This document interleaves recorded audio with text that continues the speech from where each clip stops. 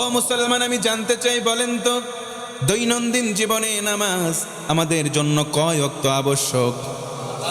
আরো জোরে বলেন।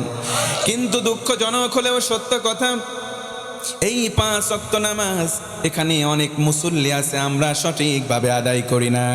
কিন্তু 5 শ্রেণীর মুসলিম এবং নামাজি এই জায়গায় বসা আছে।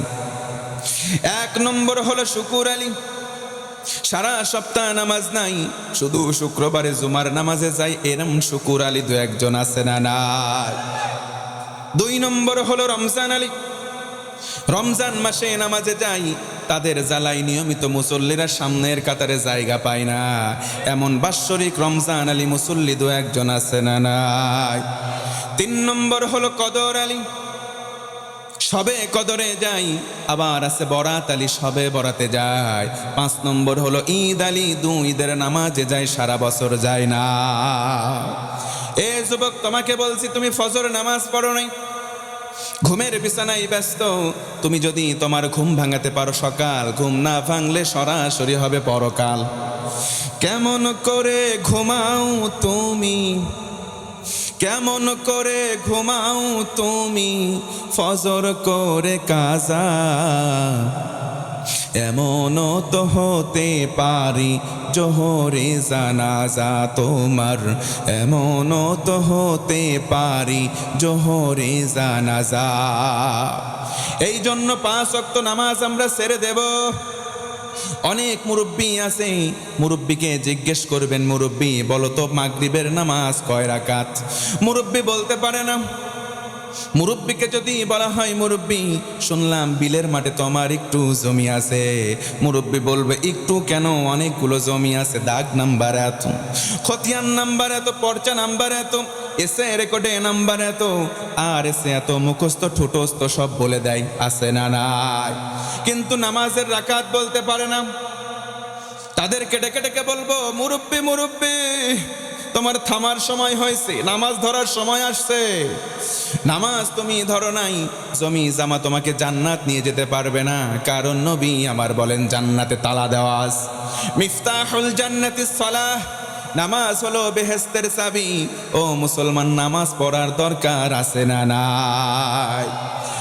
আল্লাহ রাব্বুল আলামিন বলেন, في جنات يتساءلون عن المجرمين ما سلككم في سقر قالوا لم نك من المصلين।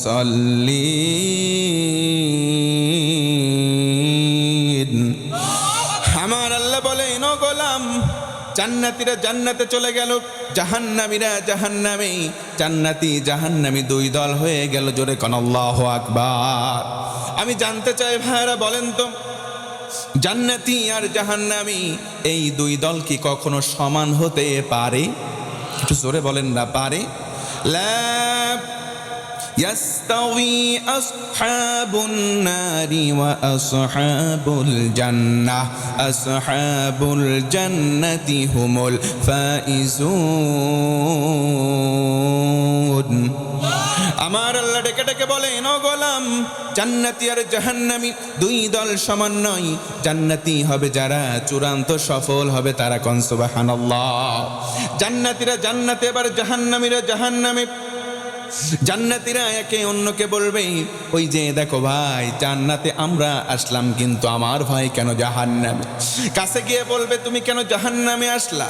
দেখে বলবে, ভাই লাম নাকু মিনাল মুসাল্লিন, দুনিয়ার জমিনে নামাজ আদায় করতাম না। পড়েন নাউজুবিল্লাহ। অনেক ভাইরা আমাদেরকে টেলিফোন করে বলেন, হুজুর পাপ ছাড়তে পারি না, বদ অভ্যাস হয়ে গেছে, পাপ ছাড়তে পারি না। তাদের জন্য আমার আল্লাহ একটা ঔষধ দিচ্ছেন।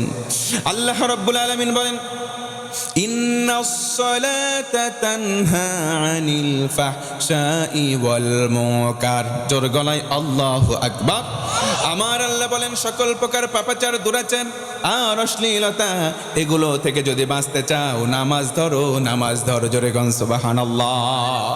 নামাজ যদি আমি আপনি নামাজের মতো করে আদায় করি, আমার আল্লাহ বলেন, তাহলে তোমার ভেতরে কোনো পাপ পঙ্কিলতা থাকবে না, দূর করে দেবেন কে?